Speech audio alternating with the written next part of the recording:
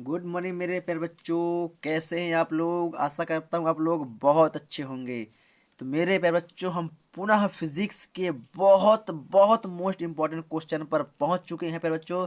तो प्लीज़ आप लोग वीडियो को ज़रा भी स्किप ना करें, अन्यथा आप लोगों को कुछ भी समझ में नहीं आएगा। तो चलिए प्यारे बच्चों, हम देखते हैं हमारा आज का क्वेश्चन क्या है और उसे कैसे सॉल्व करना है।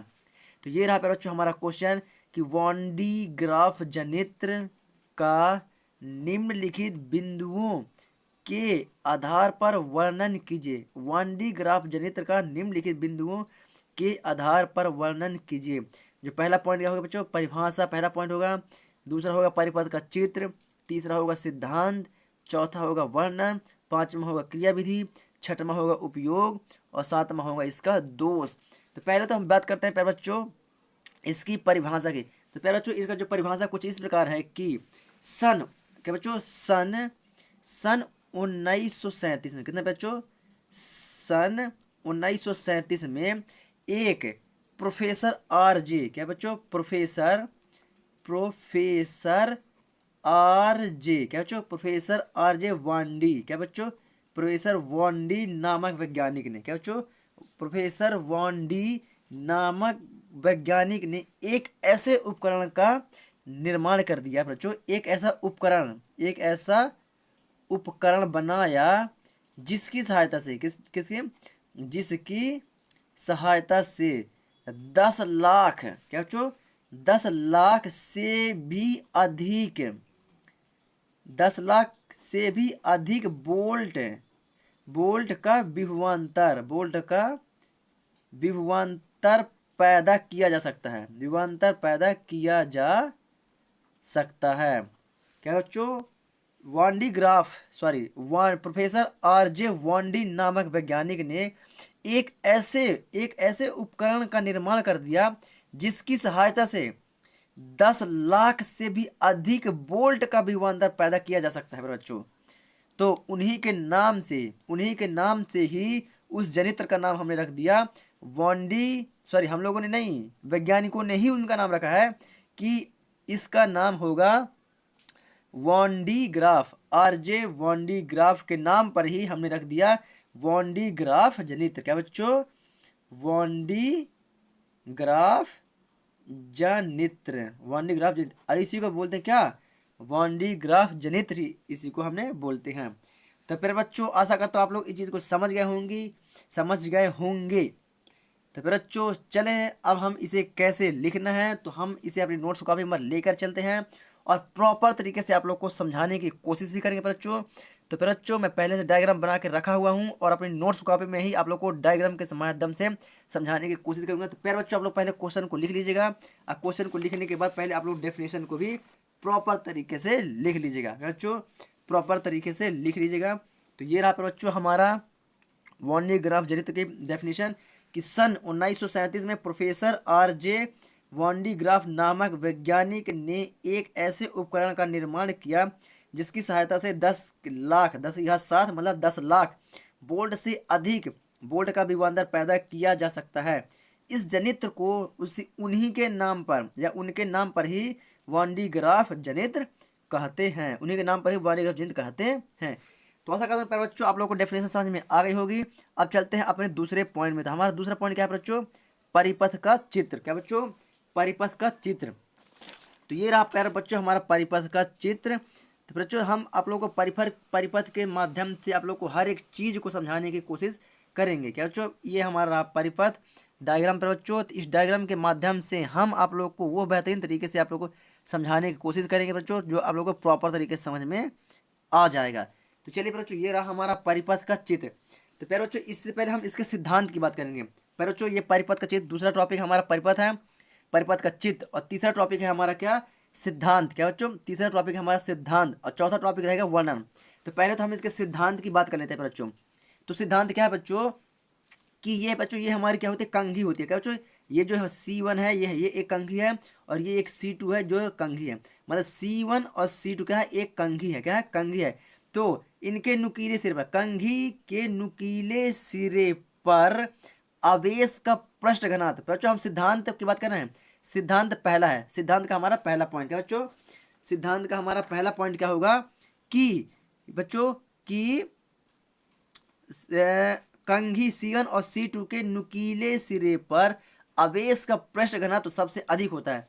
नुकीले सिरे पर आवेश का पृष्ठ घनत्व सबसे अधिक होता है जिसके संपर्क में, जिसके मतलब कि कंघी के संपर्क में आने वाली वायु, क्या इनके संपर्क में आने वाली वायु भी धन आवेशित हो जाती है, जिससे पवन चक्की चलने लगती है, जिससे पवन चक्की चलने लगती है। ये तो होगा बच्चों हमारा कौन सा पहला सिद्धांत। अब बात करें दूसरे सिद्धांत के। इसके बाएं सिरे पर बच्चों, ये है इसका बाएं सिरा, ये करघा है, करघा के इसे बाएं सिरे पर, इसके बाएं सिरे पर आवेश समान रूप से फैलता है। क्या इसके बाएं सिरे पर आवेश समान रूप से फैलता है, कहने तत्पर क्या, इसके करघा के बाहर जो धन आवेश है यह बिल्कुल एक प्रॉपर समान, एक समान तरीके से फैलता है। ये हो गया बच्चों हमारा सिद्धांत। क्या बच्चों, ये हो गया हमारा सिद्धांत। अब बात करते हैं प्यारे बच्चों क्या, इसके वर्णन की। किसके बच्चों, अब बात करते हैं इसके वर्णन की। तो प्यारे बच्चों 1D ग्राफ जनित्र में, क्या बच्चों 1D ग्राफ जनित्र में 15-15 मीटर की, बच्चों ये हमारा स्तंभ है, क्या ये जो बना हुआ है ये हमारा स्तंभ है। तो क्या बोलेंगे बच्चों 1D ग्राफ जनित्र में 15-15 मीटर, क्या 15-15 मीटर ऊंचाई के, क्या बच्चों 15-15 मीटर ऊंचाई के दो स्तंभ होते हैं।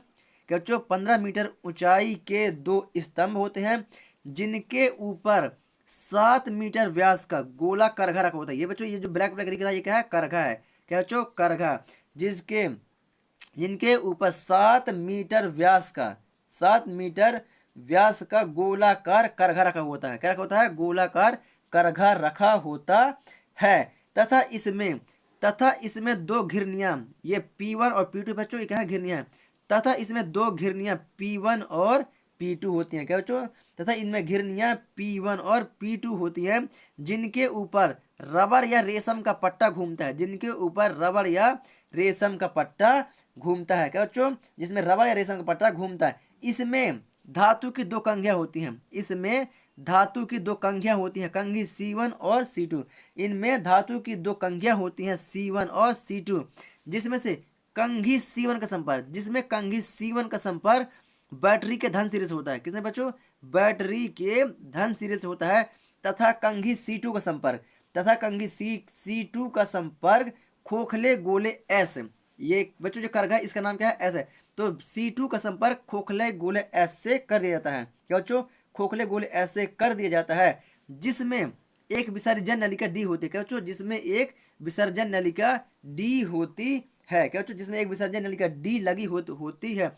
और इस पूरे उपकरण को एक लोहे के टैंक, बच्चों ये दिख रहे हैं आप लोग, ये जो पूरा रखा हुआ है ये क्या हुआ है, थोड़ा सा नीचे किए दे रहा हूं।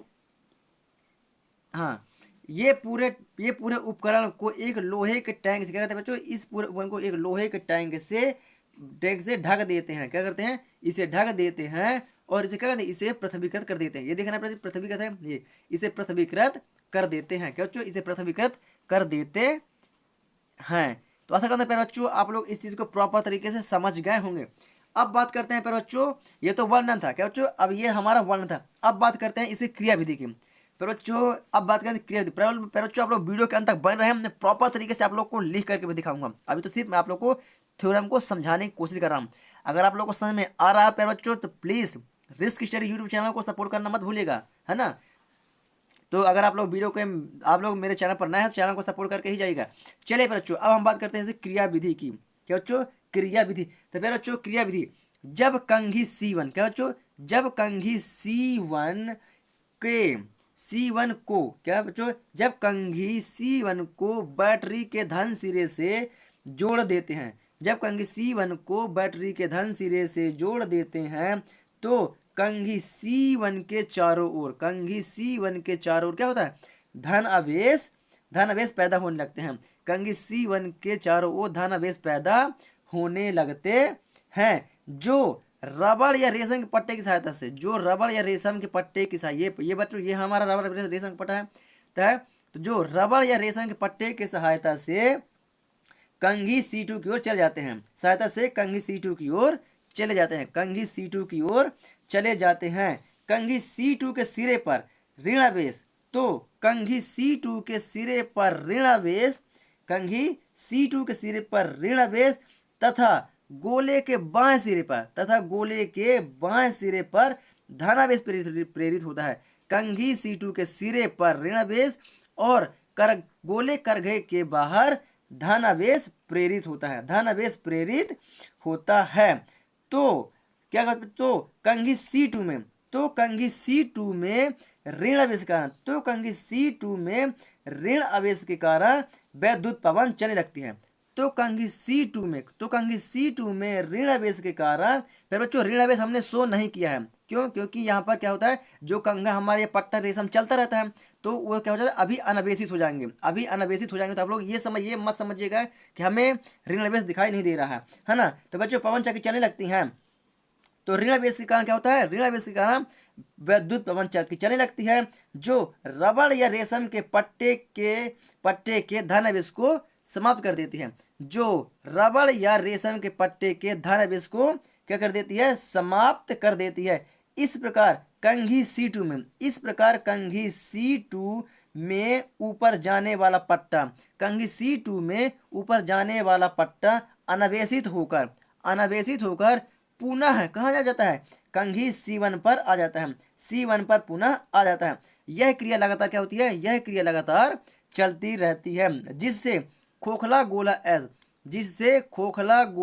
S से अधिक आवेश प्राप्त किया जाता है। जिससे खोखला गोला S से अधिक आवेश प्राप्त होता है, जिससे इसका विभवांतर क्या होता है बच्चों, जिससे इसका विभवांतर लगभग 10 लाख वोल्ट या उससे भी अधिक बढ़ जाता है। जिससे इसका विभवांतर क्या होता है, जिससे इसका विभवांतर 10 लाख वोल्ट से भी अधिक बढ़ जाता है। तो बच्चों आशा करता हूं आप लोग इतना समझ गए होंगे। बच्चों अब 1D ग्राफ जनित की सहायता से क्या कहते हैं, अब 1D ग्राफ जनित की सहायता से प्रक्षेपों अर्थात प्रोटॉन, न्यूट्रॉन आदि को क्या किया जाता है, आदि को त्वरित किया जाता है। क्या किया जाता है बच्चों, आदि को त्वरित किया जाता है। इसकी सहायता से विसर्जन नलिका D प्रयुक्त करते हैं। इसकी सहायता से क्या करते हैं, एक विसर्जन नली D प्रयुक्त करते हैं, जिसके ऊपरी सिरे पर खोखला गोला S तथा अंदर निचला भाग पृथ्वी के अंदर होता है, तथा इसका निचला भाग कहाँ होता है, पृथ्वी के अंदर। बच्चों थोड़ा सा दिख रहा है, ये रहा, हम पृथ्वी के अंदर, तथा इसके ऊपर खोखला गोला S और इसके नीचे पृथ्वी के अंदर होता है, तथा इसका निचला सिरा पृथ्वी के अंदर पृथ्वीकृत होता है। तो विसर्जन नलिका से निकलने वाली गतिज ऊर्जा, तो क्या बच्चों, तो विसर्जन नलिका से निकलने वाली गतिज ऊर्जा क्या होती है बच्चों, अत्यधिक होती है। गतिज ऊर्जा क्या होती है, अत्यधिक होती है। अतः यह नाभिकीय विखंडन के लिए प्रयुक्त किए जाते हैं। तो ये हो गया बच्चों हमारा क्या, क्रिया विधि। क्या होगा बच्चों, ये हो गया हमारा क्रिया विधि। अब बात करते हैं इसके उपयोग की। क्या बच्चों, इसका उपयोग जो होगा हमारा कौन सा, 6वां पॉइंट। तो फिर बच्चों जो इसका उपयोग कुछ इस प्रकार है कि 1D ग्राफ जनित किसमें के काम में आता है, जो 1D ग्राफ जनित होता है यह उच्च विभवांतर को उत्पन्न करने के लिए काम आता है। क्या आता है, उच्च विभवांतर को उत्पन्न करने के लिए काम आता है। और अभी जस्ट हमने बताया है कि इसकी सहायता से प्रोटॉन और न्यूट्रॉनों को या अल्फा कणों को त्वरित करके नाभिकीय विक्षण में उपयोग किया जाता है। अल्फा कणों को, प्रोटॉनों को, न्यूट्रॉनों को त्वरित करके नाभिकीय विखंडन में किया जाता है। ये हो गया दूसरा पॉइंट। और तीसरा पॉइंट क्या है बच्चों, इसका जो उपयोग होता है नाभिकीय भौतिकी के अध्ययन में। किस बच्चों, नाभिकीय भौतिकी के अध्ययन में। अब बात करते हैं फिर सातवां पॉइंट किसे, अब बात करते हैं इसके 7वां पॉइंट जो होगा दोष। क्या बच्चों, 7वां पॉइंट क्या, दोष। तो इसका दोष क्या है बच्चों, कि इसका आकार बड़ा होने के कारण यह क्या होता है, यह असुविधाजनक होता है। क्या होता है बच्चों, यह असुविधाजनक होता है। तथा दूसरा पॉइंट क्या है, उच्च विभवांतर के कारण यह क्या होता है, बहुत खतरनाक होता है। क्या बच्चों, बहुत खतरनाक होता है, मतलब यह कभी भी घटना कारक है या घटना कर सकता है ना। तो यह इसका क्या है, आकार बड़ा है, इसके कारण भी यह असुविधाजनक है। और इसका बोल्ट क्या बहुत ज़्यादा है, तो ये खतरनाक भी है। तो ये हो गया बच्चों इसका दोष। तो ऐसा करता हूँ फिर बच्चों आप लोग इस चीज़ को प्रॉपर तरीके से समझ गए होंगे। तो चलिए बच्चों आशा करता हूँ आप लोग डायग्राम को भी बना लिए होंगे। तो अब मैं लेकर के चलता हूँ आप लोग को सिद्धांत पर। तो प्यारे बच्चों ये रहा हमारा सिद्धांत। तो आप लोग डायग्राम बना रहे हैं बच्चों, तो प्लीज आप लोग सिद्धांत को भी प्रॉपर तरीके से लिख लीजिए। क्या बच्चों, प्रॉपर तरीके से लिख लीजिए। तो फिर बच्चों ये रहा हमारे सिद्धांत का दूसरा पॉइंट। पहला पॉइंट नुकीले सिरे वाला, दूसरा पॉइंट बाएं सिरे में आवेश समान रूप से फैलता है। तो ये बच्चों हमारा सिद्धांत। पर बच्चों आशा करता हूँ आप लोग इस चीज को प्रॉपर तरीके से समझ गए होंगे।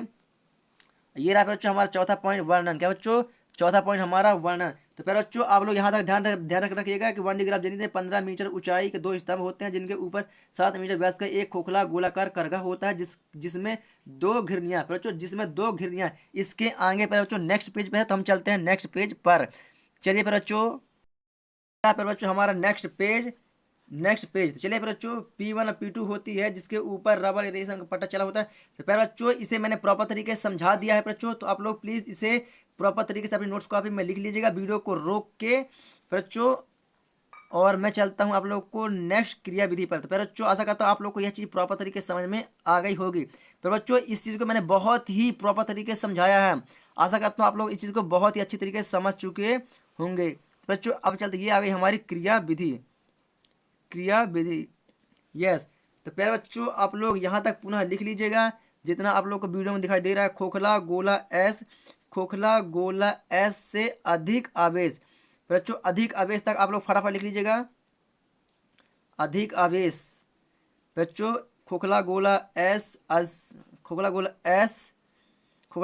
अधिक से अधिक आवेश। बच्चों अधिक से अधिक आवेश। चलिए बच्चों आशा करता हूँ आप लोग वीडियो को रोक के इस चीज़ को भी लिख लिए होंगे। अधिक से अधिक आवेश। अब इसके आगे की ओर लेकर चलते हैं बच्चों। चलिए बच्चों इसके आगे भी लिख लीजिएगा बच्चों। तो चलिए फिर बच्चों, खोखला गोला एस से अधिक आवेश प्राप्त करता है, जिससे इसका विभवांतर लगभग 10 लाख वोल्ट तक से उससे अधिक बढ़ जाता है। 1D ग्राफ जनित्र की सहायता से प्रोटॉन प्रोटॉन आदि को भी त्वरित किया जा सकता है। इसके लिए बच्चों हमें नेक्स्ट पेज पर चलना है। कहाँ चलना है बच्चों, इसे नेक्स्ट पेज पर चलना है। तो चलिए बच्चों नेक्स्ट पेज पर चलते हैं। तो बच्चों हम पहुंच चुके हैं दूसरे पेज पर। इसके लिए विसर्जन नली का डी प्रयुक्त करते हैं, जिसका वो ऊपरी सिरा खोखला गोला के एस के अंदर होता है तथा निचला सिरा पृथ्वीकृत होता है। विसर्जन नलिका से निकलने पर इसकी गतिज ऊर्जा अधिक होती है, अतः ये नाभिक विकिरण के लिए प्रयुक्त किए जाते हैं। पर बच्चों इस चीज़ को मैं बहुत ही प्रॉपर तरीके से समझा चुका हूँ, तो प्लीज़ आप लोग वीडियो को रोक कर लिखते रहिएगा। बस मैं थोड़ा सा वीडियो लंबी ना हो, इसलिए मैं थोड़ा फास्ट करने की कोशिश कर रहा हूँ। पर बच्चों ये रहा हमारा छठवां पॉइंट, उपयोग उच्च विभवांतर उत्पन्न करने के लिए प्रोटॉन न्यूट्रॉन अल्फा कण आदि को त्वरित करके विखंड नाभिकीय विकिरण में नाभिकीय भौतिकी के अध्ययन में। सातवां पॉइंट है बच्चों, बड़ा आकार होने के कारण यह क्या होता है, असुविधाजनक होता है। क्या होता है बच्चों, यह असुविधाजनक होता है। और उच्च विभव के कारण यह खतरनाक होता है। बच्चों उच्च विभव के कारण यह क्या होता है, खतरनाक होता है। बड़ा आकार होने के कारण यह असुविधाजनक होता है। ये हो गए प्यारे बच्चों इसके दोष। तो ऐसा करता है प्यारे बच्चों आप लोग को यह चीज़ बहुत ही प्रॉपर तरीके से समझ में आ चुकी होगी। प्लीज़ अगर आप लोग को इस वीडियो समझ में आ गई है तो वीडियो को लाइक करें और कमेंट सेक्शन में बताएं कि आप लोगों को कैसा लगा। चलिए फिर बच्चों अब हम आप लोगों को मिलेंगे एक न्यू नेक्स्ट वीडियो के साथ। तब तक के लिए जय हिंद, वंदे मातरम।